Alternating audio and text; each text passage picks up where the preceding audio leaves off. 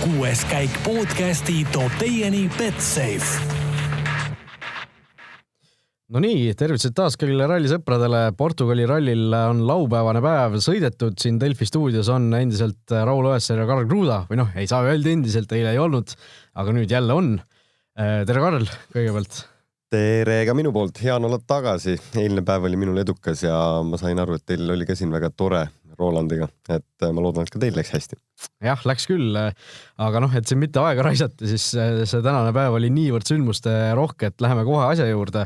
No ma ütlen ausalt, et ma olen täiesti füüsiliselt väsinud sellest pingest, et kogu päev oli selline tunne, et midagi Tänakuga kohe juhtub, mingi jama oli nagu üleval ja mitu korda tegelikult juhtuski. Ent lõpuks siiski meie mees kuidagi tuli kõigest välja, on ikka ralli liider, olgugi, et järgmise 10 sekundi sees on kohe nii Chris Meek kui Terrine Vill kohe kannul. No ma ei teagi, millest üldse alustada, et võib-olla paneme kronoloogiliselt, et midagi siin ära ei ununeks. Alustame siis üldse Hyundai teemadel.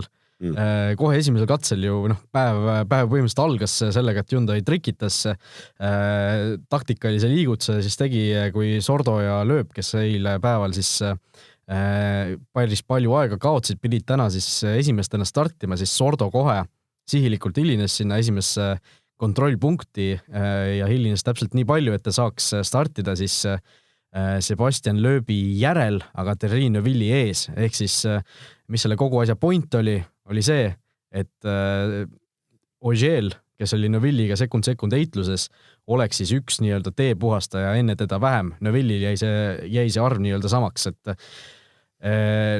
minul tekkis kohe küsimus, et kui Sordo seda tegi, siis miks ei oleks Hyundai võinud sama korraldust kohe ka Lööbile anda? See oleks ju teinud Ogier elu veel natukene raskemaks. See oli mul tegelikult täpselt samasugune küsimus, et miks kui Sordo tegi selle lükke kohe enne 8. starti või täna hommikust esimest, siis Lööb tegi see alles 10. Et miks jätta nii palju ruumi vahele või nii-öelda ei kujuta ette ka. Ma ei tea, mis see taktika seal oli või võib-olla Lööb ei tahtnud sukest asja teha, et ta ei ole harjunud äkki kellegile teisele kaarte mängima ette või kätte, kuigi ta isegi sõidab ju poolikud programme. Jah, et tõesti lõpuks tegelikult tõi see liigutus ilmselt suhteliselt kenasti kasu. Neuvill ise muidugi natukene nurises selle kallal, et hommikusele tiirule võttis 6 rehvi kaasa, ehk siis see juhitavus ja oli natukene harjumatu või natuke ta selle pealt võib-olla andis tagasi, aga kokkuvõttes, kui päeva lõpetuseks vaatame, Neuvilli ja Ogier vahel on nüüd siis 11,8 sekundit tänase päeva pealt puhtalt. Neuvill võitis Ogiert siis 10,2 sekundit tagasi, ehk siis Andrea Adamo võib oma sellise käiguga lõpuks ikkagi suhteliselt rahul olla. Kindlasti. Tegelikult 10 sekundit 160 kilomeetril ei ole üldse väga palju.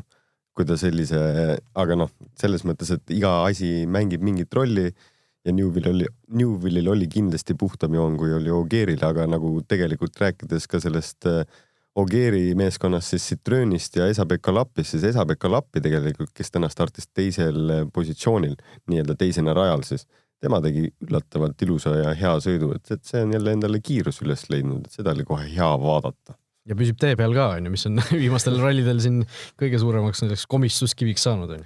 Ja nüüd tegelikult Ogier kui ka Lappi on meil ju esi 5 seas,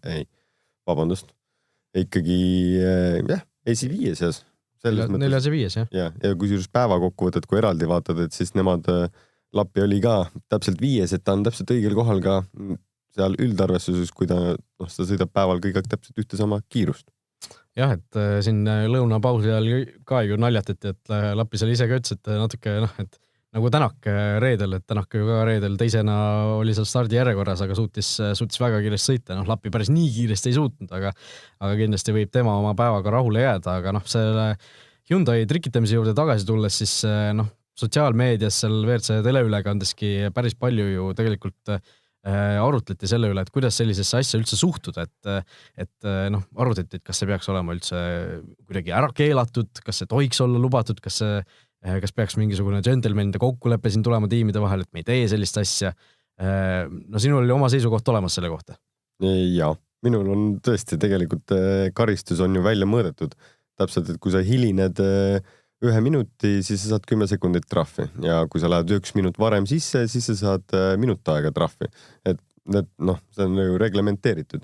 see, kuidas meeskond seda enda jaoks ära käsitleb, ega nad ju lõpuks kulutavad ju nii mega suure summa raha, et tuua näiteks, Hyundai ilmselgelt tegi ju vahetused juhtides, Andrea Adamo tuli nüüd juhtima seda meeskonda, kes teebki päris tugevaid otsuseid, näha oli, et ta ju vahetas selleks, et tapiks ju Mikkelseni välja lööbi vastu ja tegelikult kui mõlemad tulid ka siia rallile, siis ju neil esimesel päeval olid mõlemad fuel pressure'i probleemid. Selles mõttes see kukub kõik meeskonna bossi olgedele praegu ja tema ei taha ju failida. Et sa kasutad ikka nii palju kui võimalik tegelikult, et enda meeskond võidule viia. See on ju reeglid on paigas. Täpselt, minul tundus ka, et võeti lihtsalt, nagu inglise keeles öeldakse, et võeti üks lehekülg Sebastian Ogier raamatust, tema on ju korduvalt viimastel aastatel selliseid asju, selliseid trikitamisi teinud, on ju, Ogier ise ka ütles ju, et ta ei taha seda kuidagi kommenteerida, on ju, et see ei ole tema kohta. Aga selles suhtes, kui see asi on lubatud, seda tohib teha, siis täiesti vabalt, et ei olnud kuidagi minu meelest ka ebasportlik see või kuidagi selline spordiala mainet kahjustav midagi sellist, et oligi siuke paras mõttemäng on ka tegelikult ralli tuleb välja, et taktikad on ikkagi nii auto sees kui autost väljas, aga sealt edasi minnes seal esimesel katsel tegelikult Eesti rallifännide närvid tõmmati ka kohe ikka päris pingule, on ju. Ott Tänak splittides hakkas järjest kaotas, lõpuks kaotas katsel 9 sekundit, lõpus tunnistas fuck breaks või fuck them, ütles selle kohta, kui küsiti, et kas sul pole pidureid. No ei olnudki pidureid, ülesõidul hakkas seal parandama tükk aega, nägime siin dramaatilisi neid helikopteri võtteid sellest, kuidas seal Järva ja Tänak auto kallal askeldavad, räägime natuke selle piduri värgi üldse lahti, et mis seal täpselt juhtuda võis. Teemu Sunnil oli ka tegelikult ju eile täpselt samasugune probleem seal täiesti viimasel katsel, et pidurid, või mitte viimasel katsel, aga viimasel pikal katsel, pidurid kadusid ära ja pidi nagu muud moodi siis pidurdama, aga millest see tekib, millest seal tuleb ja kuidas seda parandatakse?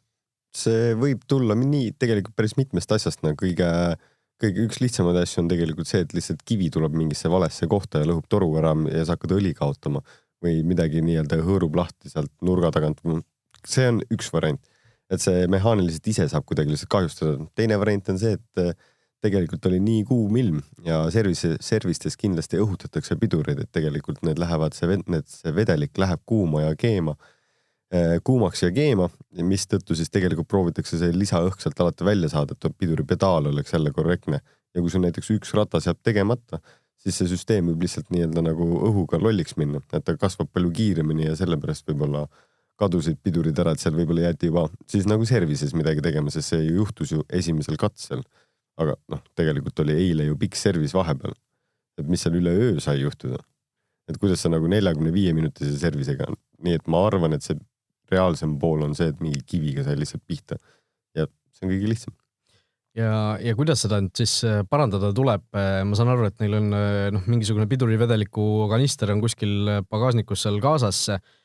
Mida siis Tänakul ja Järvel teha tuli seal, et see asi nagu ära parandada lõpuks, et nagu Tänak ise ütles, ta esimesel ülesõidul ei saanud seda päris korda, kuigi sellel päeva teisel katsel oli ta tegelikult suhteliselt tempos sees ja lõpuks sai siis enne seda päris pikka katset sai ase nagu päris korda, et me nägime need päris tükk aega seal autokalla laskeldasid, et kas nad peavad lihtsalt kuskilt selle, minu selline talupoja mõistus ütleb, et paned selle kuskilt selle lekke kinni ja valad seda vedelikku sisse. On see nii lihtne või on seal mingisuguseid nüansse veel? See surve on seal muidugi päris tugev ikkagi taga.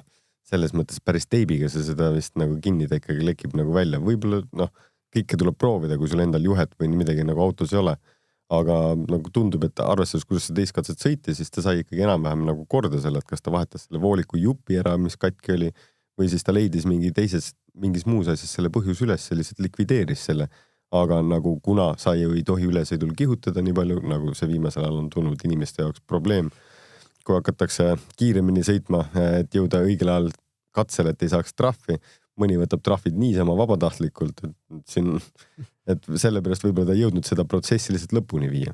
Äkki sellepärast võib-olla viimaseks 37 kilomeetriks, mis siis üllatas täna ikka päris mitmeid kordi, sai ta ikkagi pidurid siuksesse staadiumisse, et ta kaotas seal ainult ju 4 sekundit või 6. Minule ütleb, et minule ütleb see, et tegelikult seal mingit suurt probleemi nagu ei olla ei saanud. Et natuke mingisugust ebamugavust kindlasti oli. seda ei saa eitada, aga noh, ütleme, et päris katki need pidurid ei saanud enam olla, aga noh, nägime selles samas olukorras, et Jari-Mati Latval tegelikult päris tükk aega seal Tänaku juures seisis, noh, GPS-i pealt oli ju kõik siin rallisõpradel näha, et noh, mõtlesin sellest ka natuke arutada, et kui palju sellises olukorras üldse tiimikaaslast tavaliselt aidatakse, noh, tegelikult me teame, et teine ekipaaž ei saa sellele autole käsi külge panna tegelikult reaalselt, eks ju. Ei. Et mida seal, ütleme, Latvale teha võis, kas ta võis kuidagi mingisugust nõu anda kellegagi mingit, noh, telefoni kõrva ääres hoida või mis ta seal, tema roll võis olla? Kui me teaks lõplikku vastus sellele, mis tegelikult viga oli, siis võib-olla oskaks natukene paremini seda hinnata. Aga üldjuhul meeskonnakaaslane saab sulle nõu anda, just rääkidagi meeskonnaga, et küsida ja uurida, kuidas see mure saaks kõige kiirema lahenduse ja kõige lihtsamalt niimoodi, et see kestaks ka, et see oleks nagu korralik.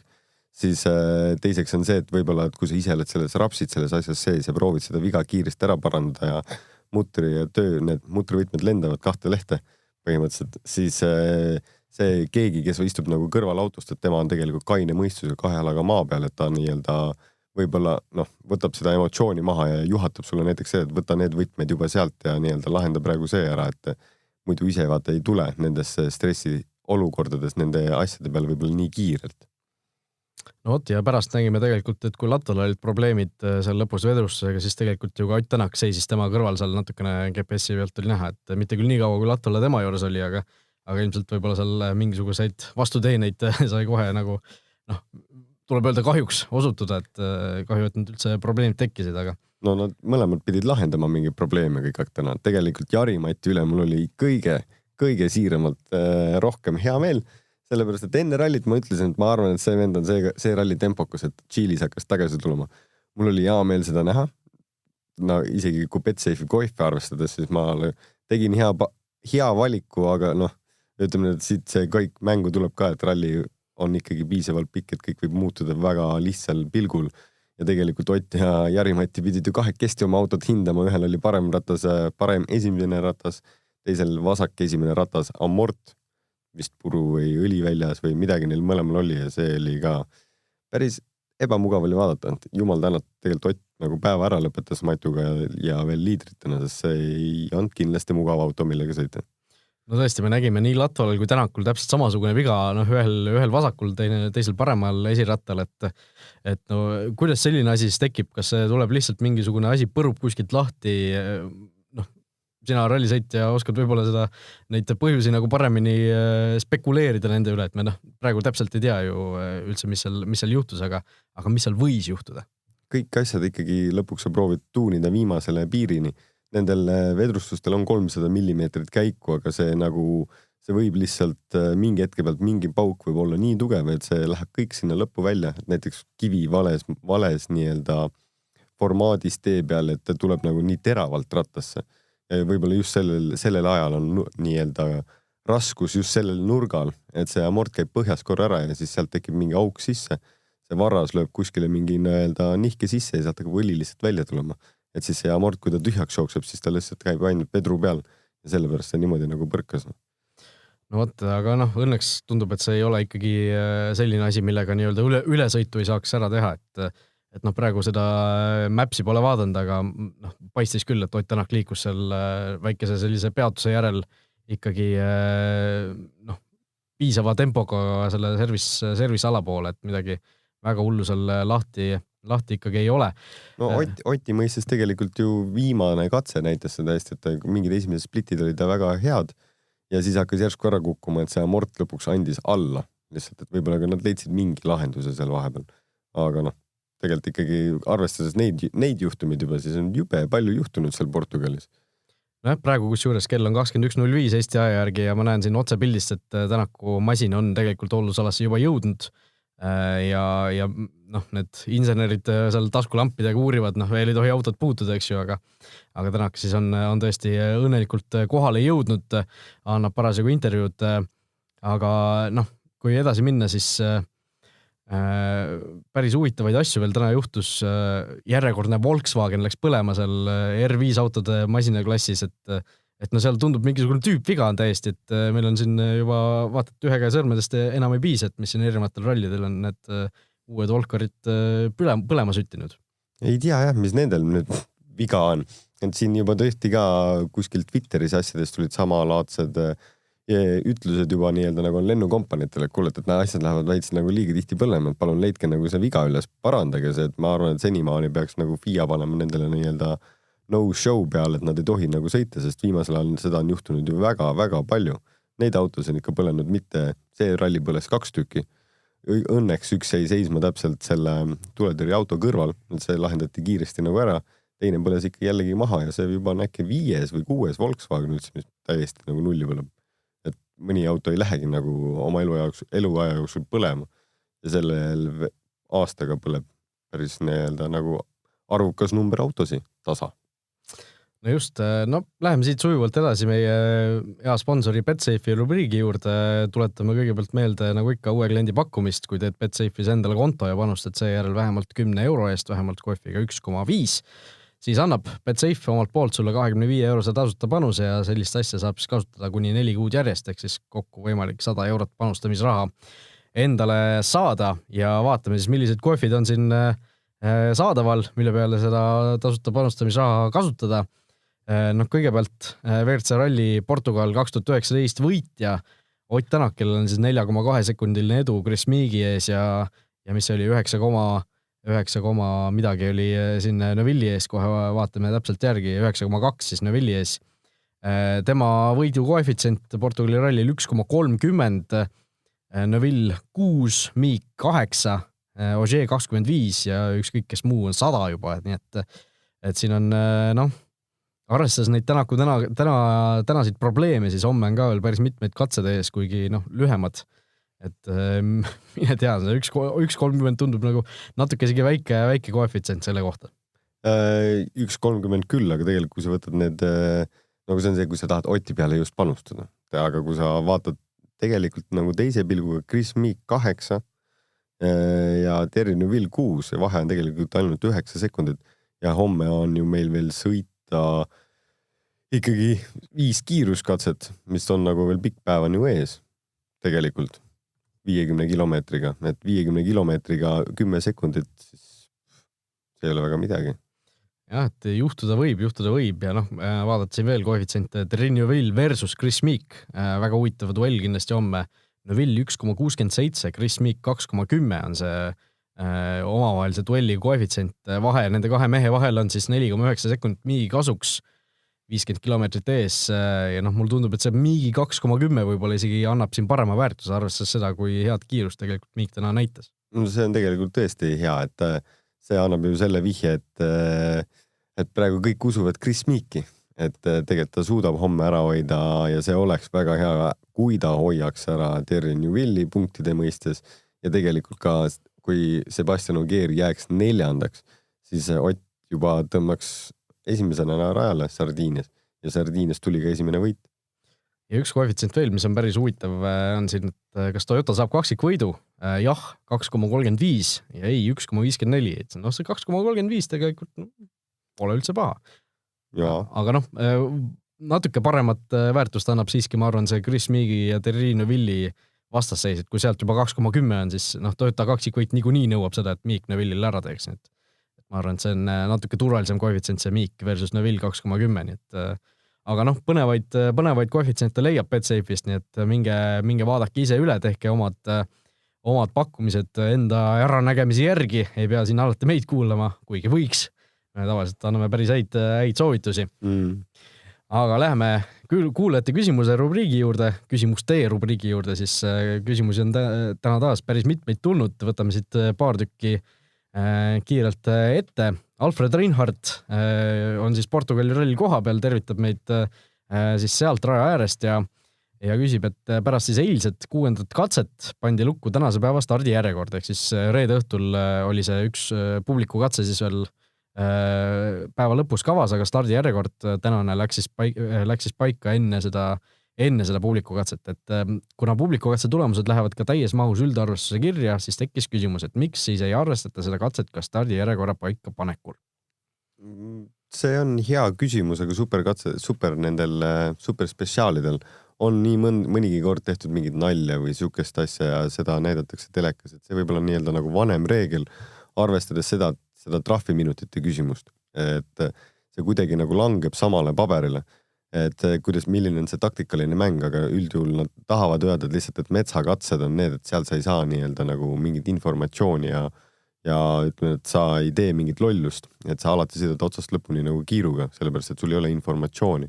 Et siis nende pealt nagu puhta kiiruse pealt pannakse see stardijärjekord paika, mitte selle pealt, kas keegi teeb mingit show'd kuskil nii-öelda või midagi muud. Jah, ma praegu mõtlesin ka veel, et nendel super specialitel ju vahel see stardijärjekorraga ka mängitakse, seal pannakse, korraldajad, mäletan Rootsi rallil oli panid seal Grönholmid ja asjad panid vastamisi omavahel sõitma. Grönholm ja Lööpist olid mingil katsel seal paaris rajal, eks ju, omavahel, et seal mängitakse natuke selle sportliku printsiibi ka sageli, et siis midagi sellist ilmselt ei hakkaks seal mõjutama, et on selline üldreegel tehtud.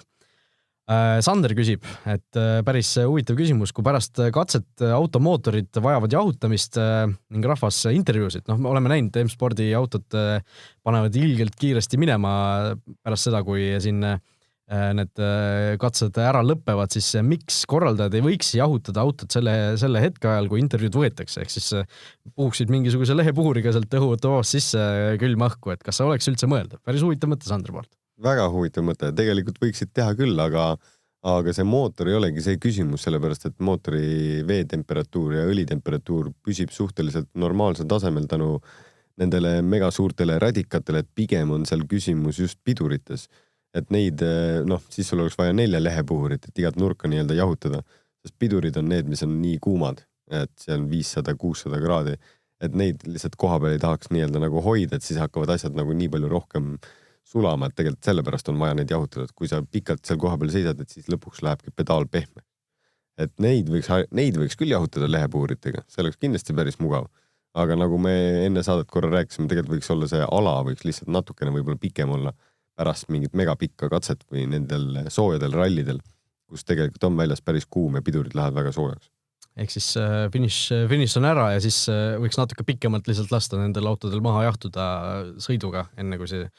Jah, iga katsel on nii-öelda nagu põhikatse ja katse ees ja taga on nii-öelda tsoonid, kus sa lähedki AKP-sse sisse, siis sul on 3 minutit aega ja siis sa stardid alles katsele ja kui sa katse lõpetad, finišjoonest üle sõidad, siis on ka nii-öelda nagu vaheala, nagu lennujaama sel terminalid põhimõtteliselt, et sa ei ole päris selles riigis enam, aga ütleme need, et pead passikontrollist läbi minema, et oma aeg kirja saada, et siis saad jälle edasi minna.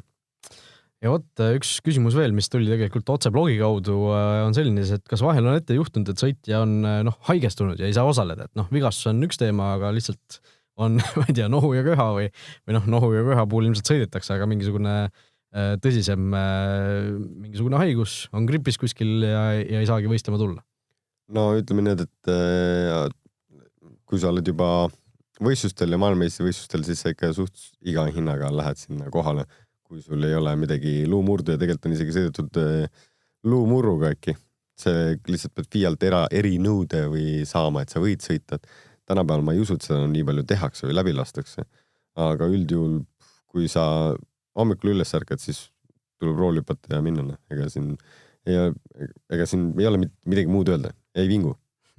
Tuleb minna. No vot nii, ühesõnaga selline oli täna siis natukene võib-olla kiirem kui tavaliselt see 6. käik oli, panime natuke nii-öelda hoogu juurde ja jõudsime tempokalt läbi.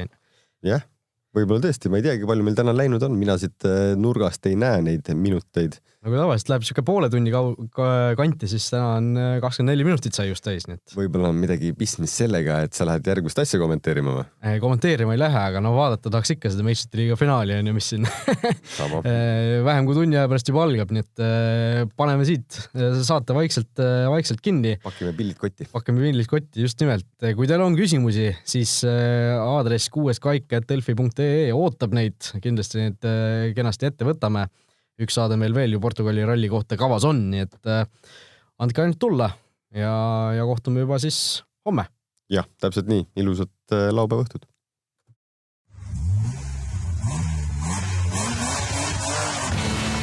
6. käik podcasti tõi teieni Betsafe.